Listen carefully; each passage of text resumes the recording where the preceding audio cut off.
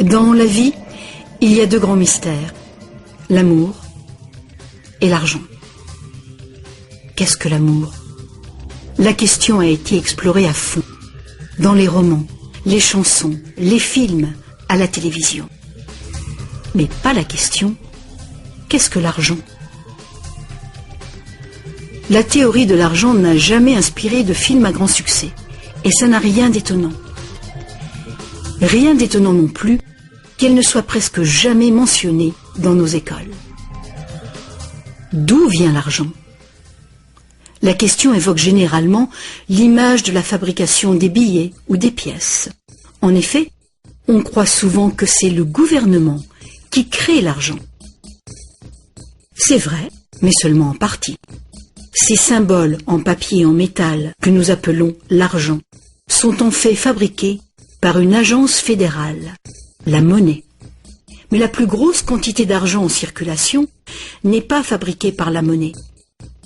Tous les jours, des montants colossaux d'argent sont créés par des entreprises privées, par les banques.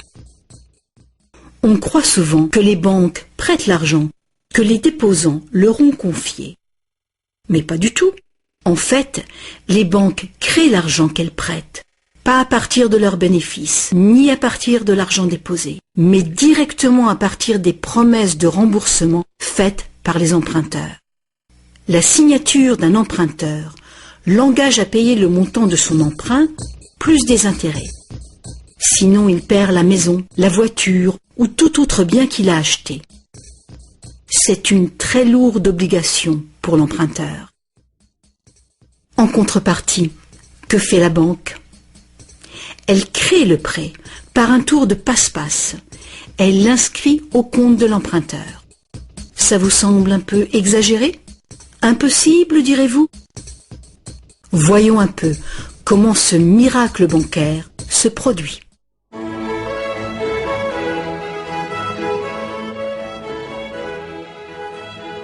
Au fil de l'histoire, l'argent a pris bien des formes. Il fallait simplement que l'argent soit portable et qu'un nombre suffisant de gens soient confiants de pouvoir l'échanger contre des choses de valeur bien réelles, comme de la nourriture, des vêtements ou une maison.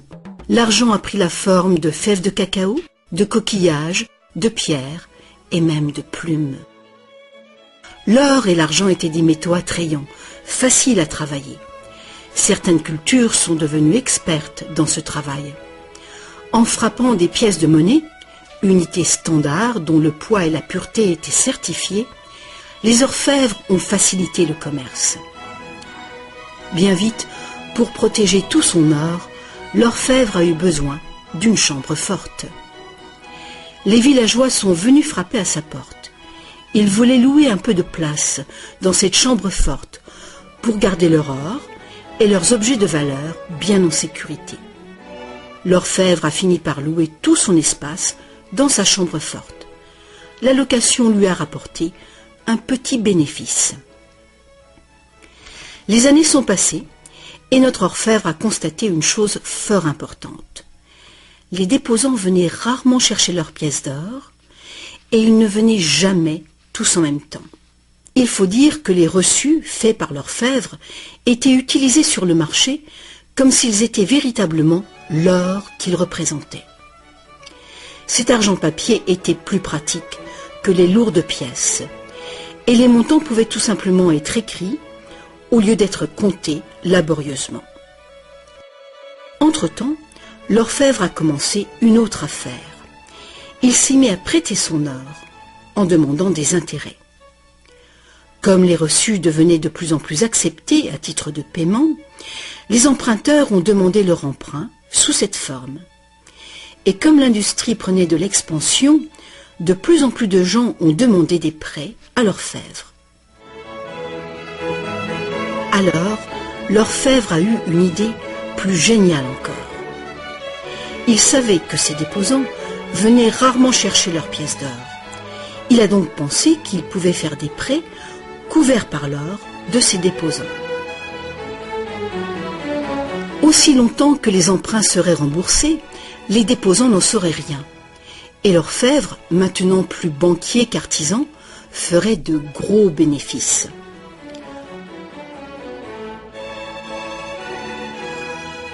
Pendant des années, en secret, l'orfèvre a tiré de bons revenus des intérêts sur les dépôts de ses clients.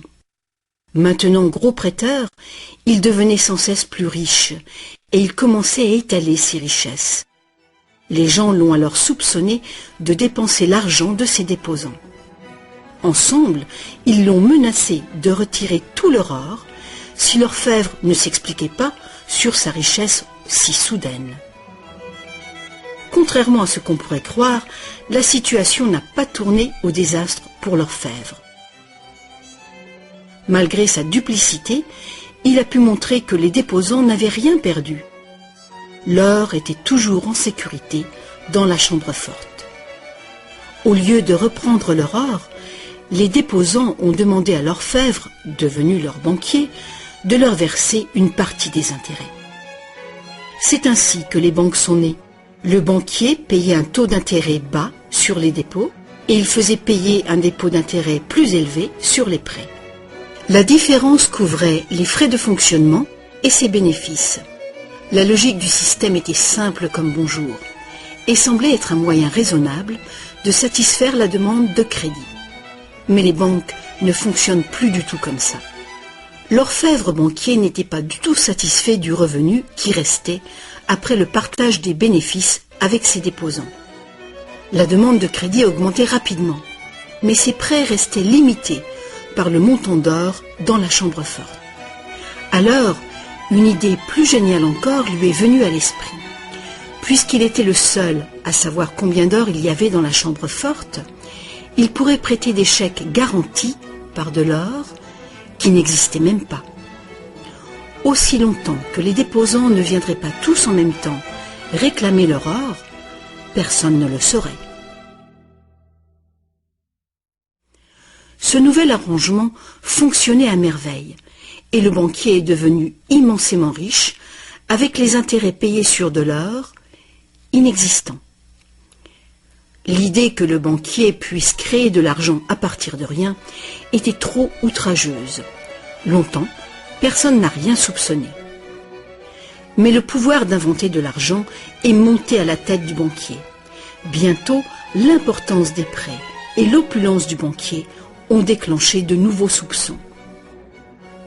Certains emprunteurs ont demandé de l'or véritable plutôt que des chèques, et les rumeurs ont monté. Plusieurs déposants fortunés sont venus réclamer leur or. La fin du jeu était proche. Une foule de gens, brandissant des chèques, se sont rassemblés devant les portes closes de la banque. Hélas, le banquier n'avait pas assez d'or pour couvrir tout l'argent papier qu'il avait émis. Pour la première fois, il y avait une ruée sur la banque. Et c'est un phénomène qui épouvante tous les banquiers. Ce phénomène de retrait massif a ruiné des banques individuelles et a endommagé la confiance du public envers les banquiers. Il aurait été simple alors d'interdire cette pratique de créer de l'argent à partir de zéro. Mais les immenses crédits offerts par les banquiers étaient devenus essentiels à l'expansion du commerce européen. La pratique a donc été légalisée et réglementée. Les banquiers ont accepté de respecter des limites sur les montants d'argent fictifs qu'ils pouvaient prêter. Mais ces montants fictifs restaient bien supérieurs à la valeur réelle de l'or déposé dans la chambre forte. Bien souvent, le taux était de 9 $ fictifs pour 1 $ en or. Des inspections surprises permettaient de faire respecter ces réglementations.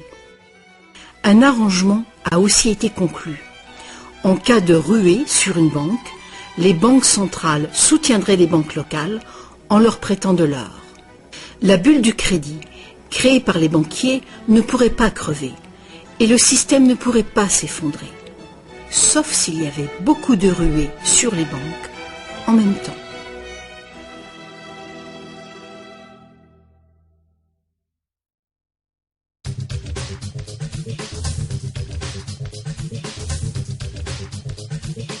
Petit à petit, le système de réserve fractionnelle, soutenu par une banque centrale, est devenu le système monétaire dominant dans le monde. Et la fraction d'or qui garantissait l'argent créé par le processus de dette est progressivement arrivée à zéro. La nature même de l'argent a changé. Autrefois, un dollar en papier était en fait un reçu avec lequel on pouvait réclamer un poids fixe d'or ou d'argent. Actuellement, un dollar papier ou un dollar numérique peut uniquement être échangé pour un autre dollar papier ou un autre dollar numérique. Autrefois, le crédit créé par une banque privée existait sous forme de billets de banque privée. Les gens avaient le droit de refuser ces billets, tout comme ils peuvent refuser un chèque personnel aujourd'hui. À présent, le crédit créé par une banque privée est légalement convertible en devises fiduciaires émises par le gouvernement, comme les dollars, les livres sterling ou les euros. Les devises fiduciaires sont des devises créées par un décret gouvernemental. Des lois en font la monnaie que les citoyens doivent accepter pour paiement. Alors la question subsiste. Si les gouvernements et les banques peuvent tout simplement créer de l'argent, combien y a-t-il d'argent dans le monde? Autrefois, le montant total d'argent était limité par les quantités physiques des éléments utilisés comme garantie. Par exemple, pour créer plus d'argent basé sur l'or, il fallait trouver davantage d'or. À présent, on crée vraiment l'argent à partir de dettes. Chaque fois que quelqu'un fait un emprunt à une banque, de l'argent est créé. Le montant total d'argent qu'il est possible de créer n'a qu'une seule limite réelle, le montant total de la dette.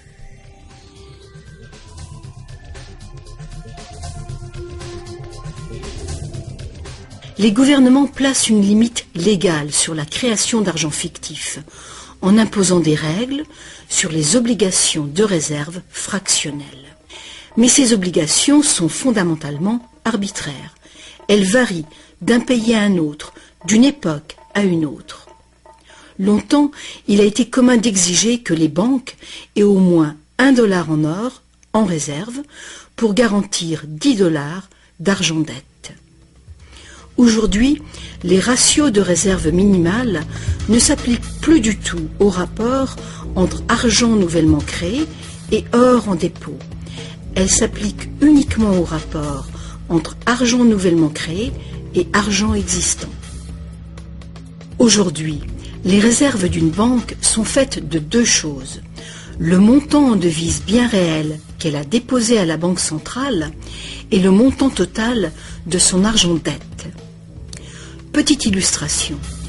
Imaginons qu'une nouvelle banque vient de démarrer et qu'elle n'a pas encore de déposants. Mais ses investisseurs ont déjà fait un dépôt de réserve de $1111,12 en cash. Le ratio de réserve est de 9 pour 1. Étape numéro 1. La banque accueille son premier client pour un emprunt. Notre client a besoin de $10 000 pour une voiture d'occasion. Avec un ratio de 9 pour 1, la réserve déposée autorise la banque à créer légalement, comme par magie, 9 fois ce montant, soit $10 000. Ces $10 000 n'existent nulle part physiquement. C'est de l'argent nouveau, tout simplement versé au compte de l'emprunteur en tant que crédit. C'est de l'argent dette. L'emprunteur peut faire un chèque pour payer sa voiture. Étape numéro 2. La vendeuse de la voiture dépose les $10 000 d'argent nouveau à sa banque. Contrairement à l'argent déposé à la banque centrale, cet argent nouveau ne peut pas être multiplié par le ratio de réserve. Il doit être divisé par ce ratio. Avec le même ratio de 9 pour 1, il est donc possible de créer un nouveau prêt de $9 000 à partir du premier dépôt de $10 000. Étape numéro 3. Si ces $9 000 sont déposés par une troisième personne, à la même banque ou dans une autre banque, ils permettent légalement un troisième crédit bancaire, cette fois pour $8 100. Comme les poupées russes, qui s'emboîtent et deviennent toujours plus petites, chaque nouveau dépôt peut mener à un prêt toujours plus petit, et cette série décroissante est infinie.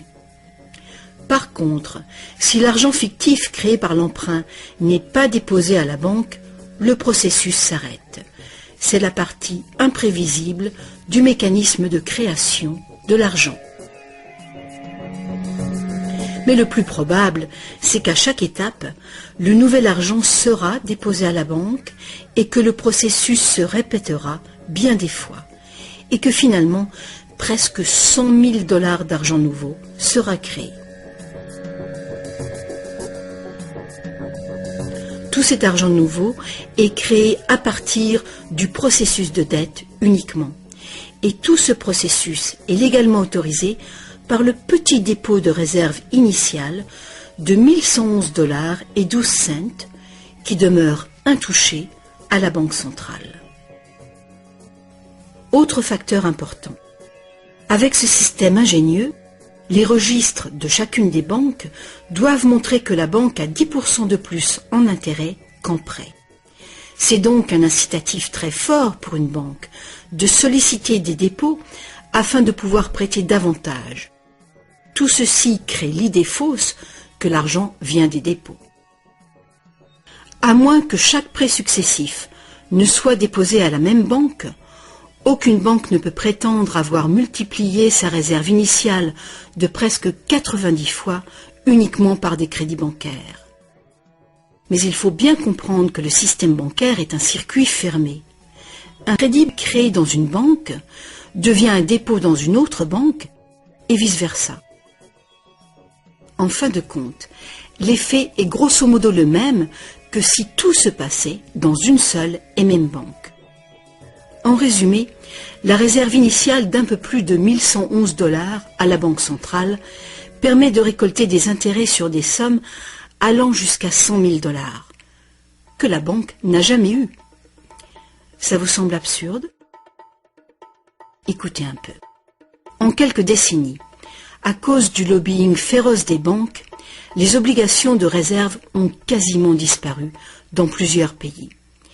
Et les ratios actuels de réserve peuvent être bien plus élevés que 9 pour 1. Pour certains types de comptes, 20 pour 1 et même 30 pour 1 sont tout à fait communs. Plus récemment encore, les banques ont trouvé le moyen de complètement contourner les obligations de réserve en faisant payer des frais de dossier en plus du capital prêté. Alors, bien que les règles soient compliquées, la réalité est toute simple. Les banques peuvent créer autant d'argent qu'on est capable d'en emprunter.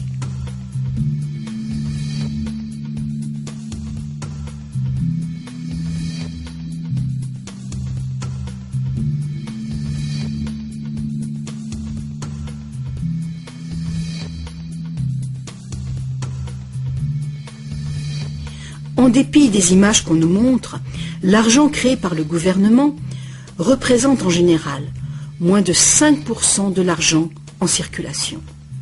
Aujourd'hui, plus de 95% de l'argent a été créé par quelqu'un qui a signé une reconnaissance de dette à une banque.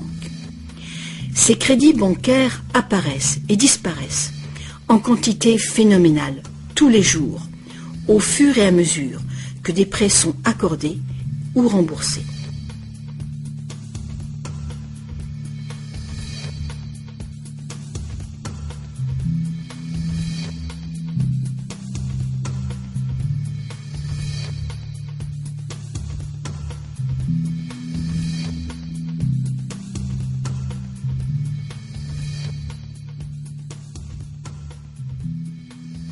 Les banques ne peuvent utiliser ce genre de système qu'avec la coopération des gouvernements.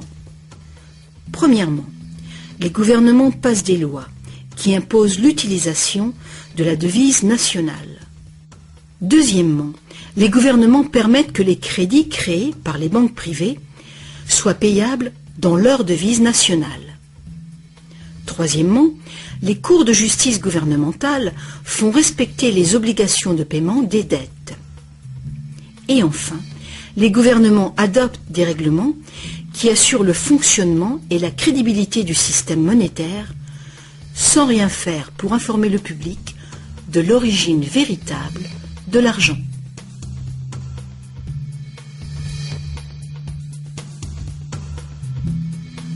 La simple vérité, c'est que quand on signe les papiers d'un emprunt ou d'une hypothèque, la seule chose réelle est notre reconnaissance de dette. Cette reconnaissance de dette est garantie par nos actifs qui seront confisqués si on ne peut pas payer les remboursements. Pour toute personne qui croit que nous allons honorer notre promesse, cet accord de prêt ou d'hypothèque est maintenant un papier échangeable et vendable. Ce papier représente une forme d'argent. L'emprunteur obtient de l'argent grâce à son soi-disant prêt bancaire. Dans le monde réel, un prêt implique que le prêteur a quelque chose à prêter. Si vous avez besoin d'un marteau, ma promesse de vous prêter un marteau que je n'ai pas ne vous servira strictement à rien. Mais dans le monde artificiel de l'argent, la simple promesse faite par une banque de vous prêter de l'argent est considérée comme de l'argent véritable.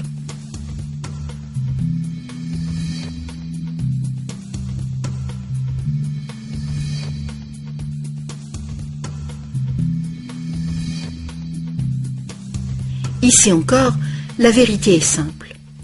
Sans le document signé par l'emprunteur, le banquier n'a rien du tout à prêter. Est-ce que vous vous êtes déjà demandé comment tout le monde, les gouvernements, les entreprises, les familles, peut être endetté en même temps et pour des sommes aussi colossales? Est-ce que vous vous êtes demandé comment il peut y avoir autant d'argent à emprunter? Maintenant, vous le savez. Il n'y en a pas. Les banques ne prêtent pas l'argent. Elles le créent. Et c'est de l'argent dette.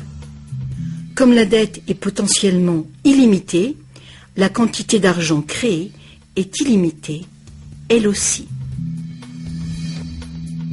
Mais l'inverse est vrai également. Vous n'êtes pas étonné qu'en dépit de toutes nos ressources, toutes nos inventions et toute notre productivité, nous soyons presque tous si lourdement endettés, aussi bien les gouvernements que les entreprises et les particuliers? Ah, si seulement les gens cessaient de se demander comment est-ce possible? Comment se peut-il que les gens qui produisent toute la richesse réelle soient endettés envers les gens qui ne font que prêter de l'argent, symbole de cette vraie richesse? Le plus étonnant, c'est qu'une fois que nous réalisons que l'argent est en fait une dette, nous comprenons que sans dette, il n'y aurait pas d'argent.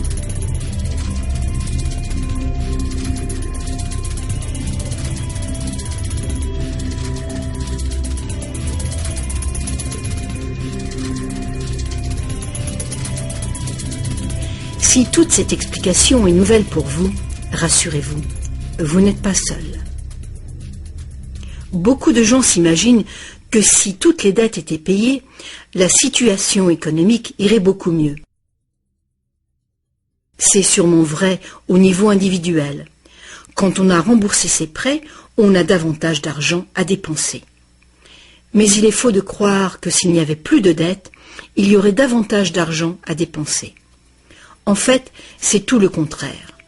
Sans dette, il n'y aurait pas d'argent du tout. Alors, vous voyez, nous dépendons complètement du renouvellement continu du crédit bancaire.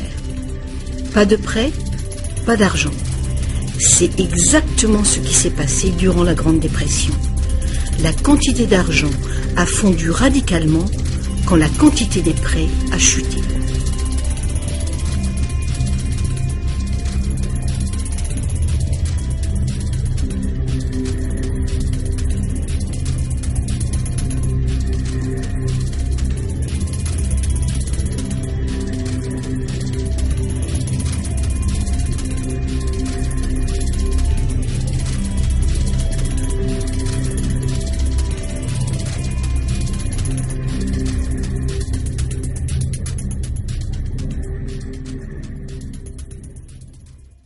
Il faut bien souligner que les banquiers créent uniquement le montant du principal.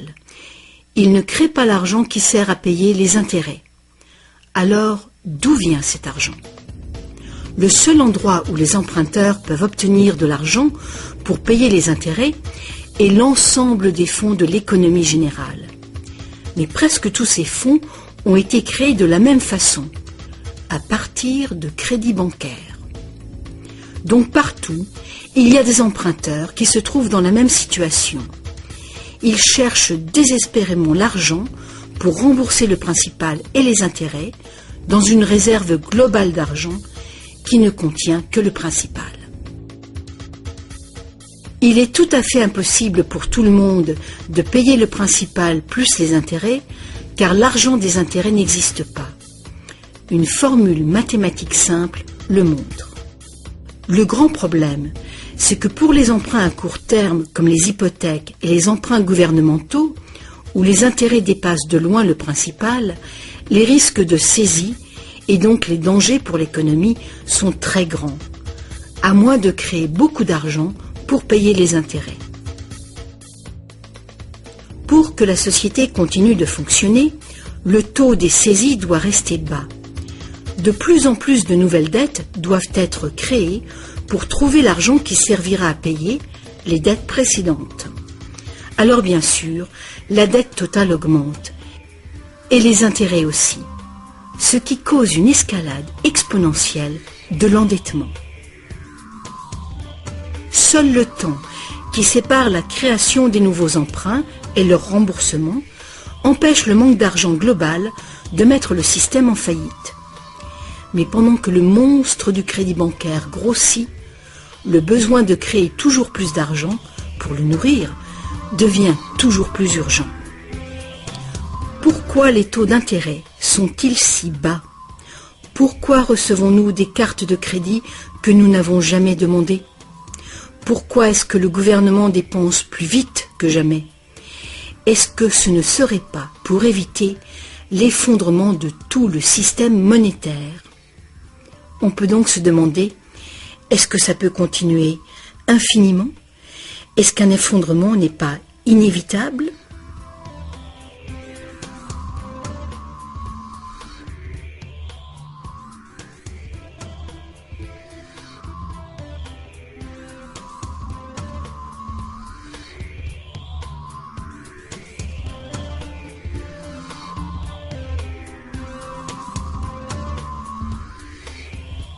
L'argent facilite la production et le commerce.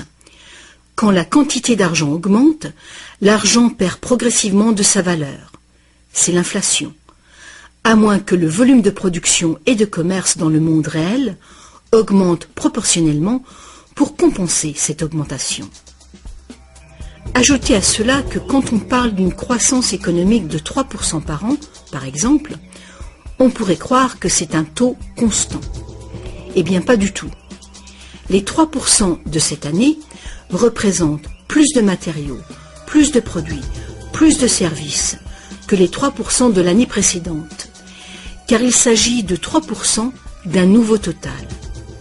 Ce n'est donc pas une ligne plate, continue, mais une courbe exponentielle de plus en plus raide. Le véritable problème est qu'une croissance perpétuelle de l'économie réelle exige une escalade perpétuelle de la consommation des ressources et de l'énergie. De plus en plus de choses doivent passer de l'état de ressources naturelles à celui d'ordures, année après année, juste pour éviter l'effondrement du système. La situation est grave, très grave. Alors quoi faire? Pour commencer, un concept radicalement différent de l'argent s'impose.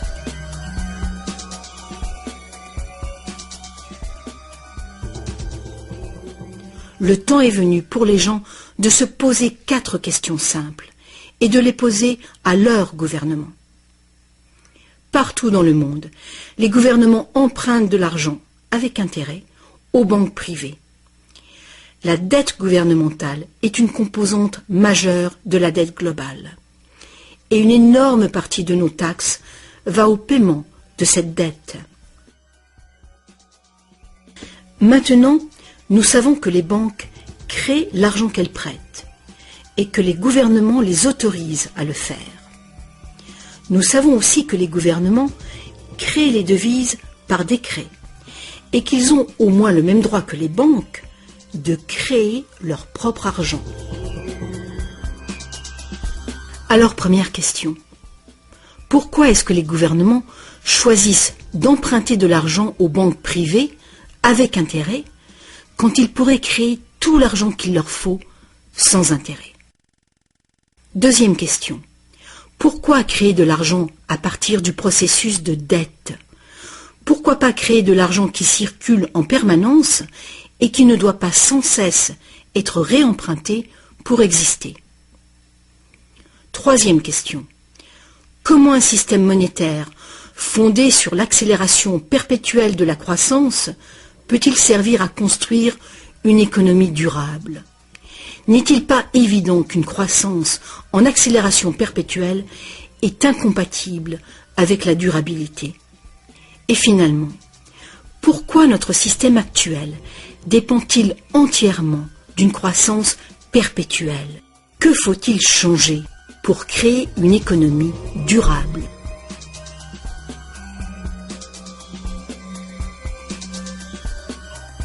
À une certaine époque, faire payer un intérêt quelconque sur un emprunt était qualifié d'usure et était passible de sanctions très sévères, allant jusqu'à la peine de mort. Chaque grande religion interdisait l'usure. La plupart des arguments avancés contre l'usure étaient d'ordre moral. La seule finalité légitime de l'argent était de faciliter les échanges de biens et de services réels. Toute tentative de gagner de l'argent avec de l'argent était considérée comme un mal, ou même comme un vol. Mais comme les besoins de crédits commerciaux augmentaient, les arguments moraux ont fini par céder. On en est venu à dire que prêter de l'argent constituait un risque pour le prêteur, et qu'il était donc justifié de faire des profits sur un prêt. Aujourd'hui, ces notions semblent dépassées. Faire de l'argent avec de l'argent est considéré comme un idéal à poursuivre. Pourquoi travailler si on peut faire travailler son argent pour soi? Ceci dit, quand on parle d'avenir durable, il est clair que faire payer des intérêts constitue un problème d'ordre moral et d'ordre pratique.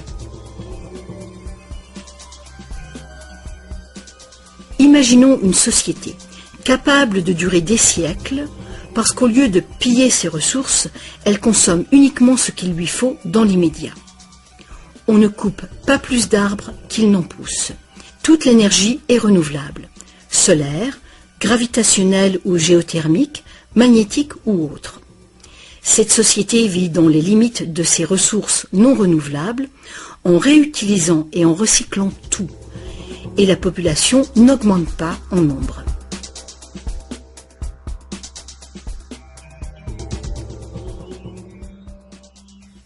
Cette société ne pourrait jamais fonctionner avec un système monétaire qui dépend complètement d'une croissance en accélération perpétuelle. Une économie stable aurait besoin d'une quantité d'argent qui puisse rester stable. Imaginons que cette quantité totale d'argent stable est représentée par ce grand cercle.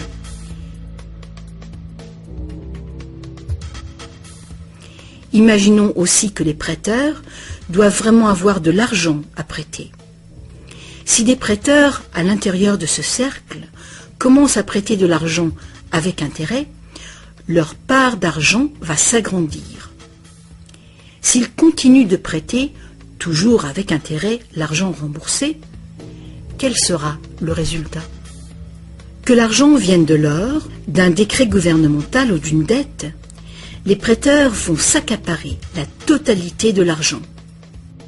Et après toutes les saisies, toutes les faillites, ils seront propriétaires de tous les biens immobiliers. Pour régler ce problème, il faudrait que les gains résultant des prêts avec intérêt soit distribuée également parmi la population. Une taxation lourde des bénéfices bancaires pourrait être une solution. Mais alors, quel intérêt les banques auraient-elles d'être en affaires? Si nous pouvions un jour nous libérer de cette situation, nous pourrions imaginer les banques comme des services sans but lucratif, qui travailleraient au service de la société. Les banques verseraient des dividendes universels aux citoyens ou prêteraient carrément sans intérêt du tout.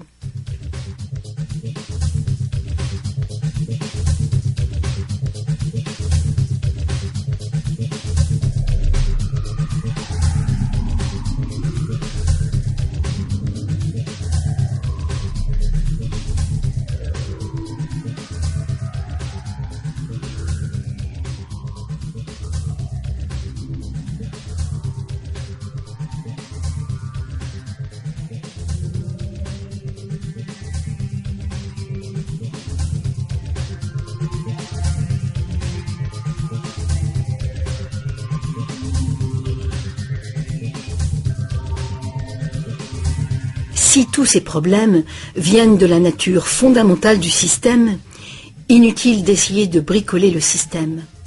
Il faut le remplacer.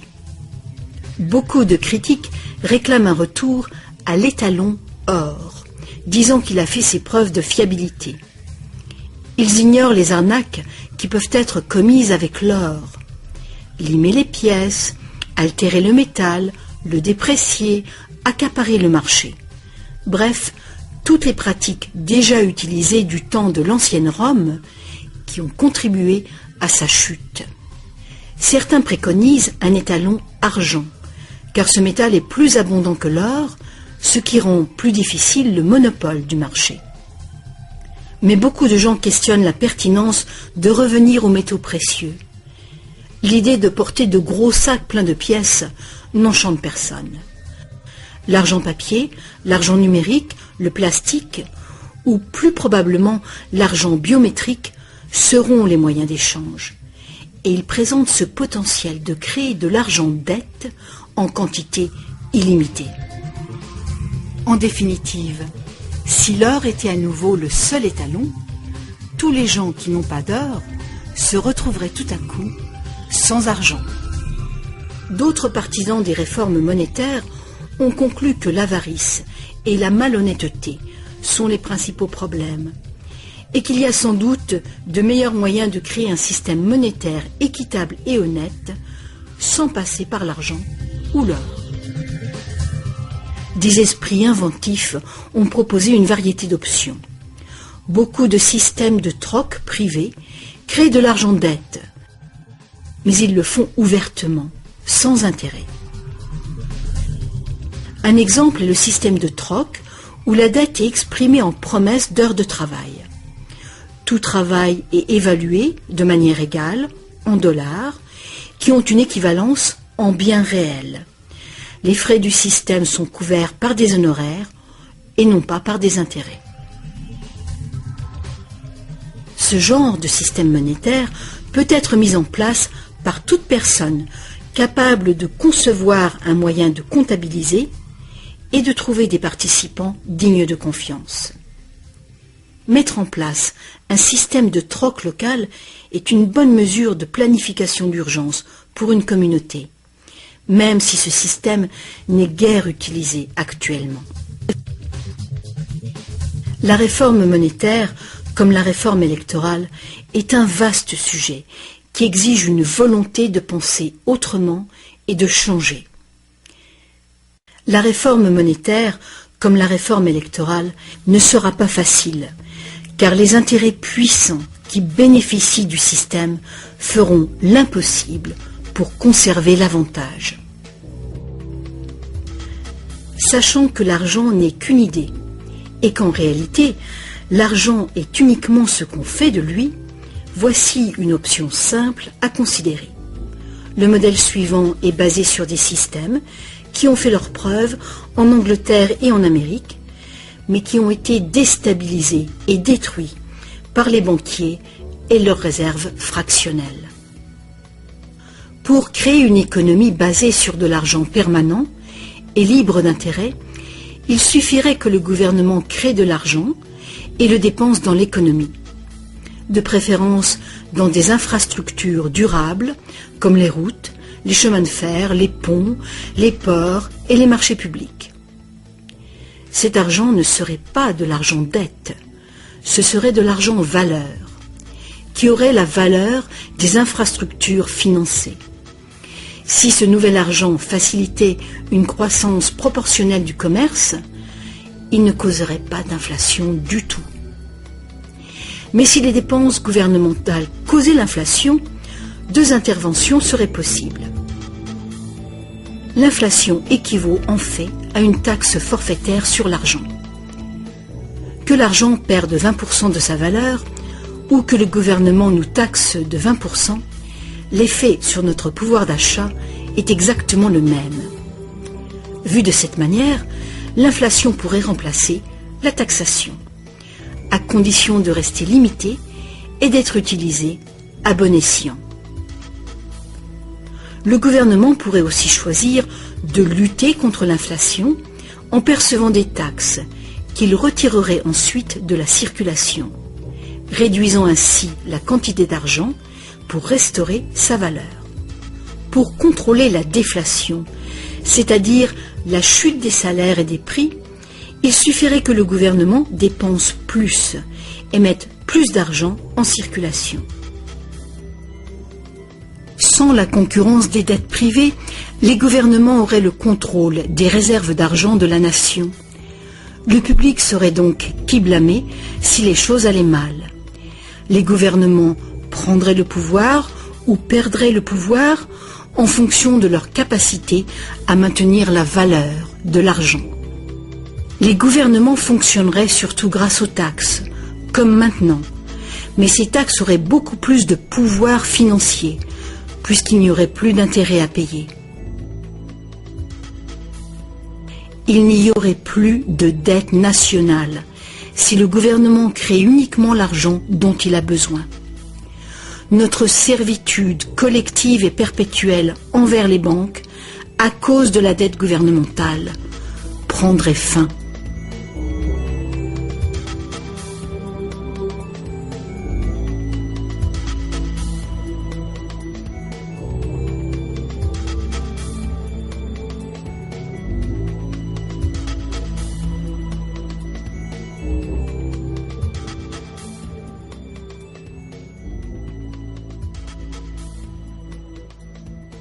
On nous a trompés.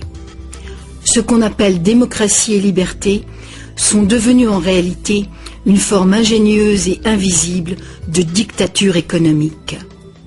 Aussi longtemps que notre société dépendra du crédit bancaire pour son apport d'argent, les banquiers continueront de décider qui reçoit de l'argent ou pas.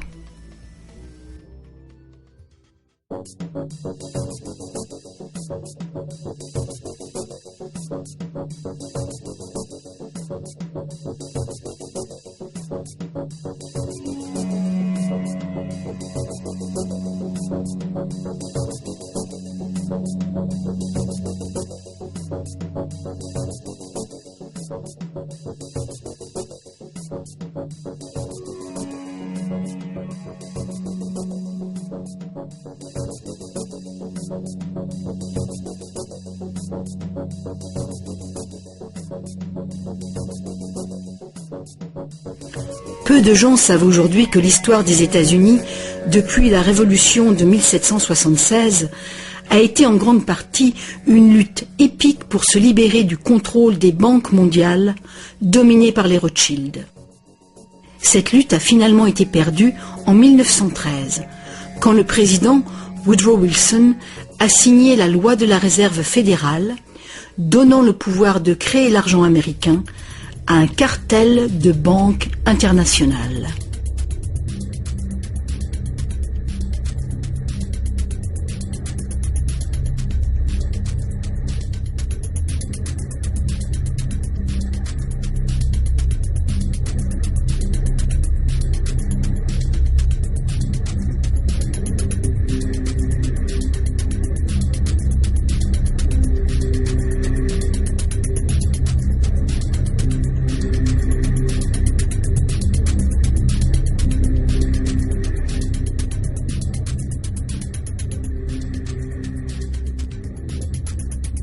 Le pouvoir de ce système est profondément ancré et le silence des médias et du monde de l'éducation à ce sujet est profond, lui aussi.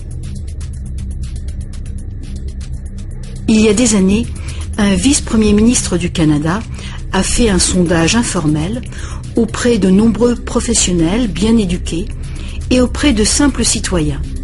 Il a constaté qu'aucun d'eux ne comprenait vraiment comment l'argent était créé. En fait, on peut probablement dire que la majorité des gens, y compris les simples employés des banques, n'ont jamais réfléchi à la question. Et vous ?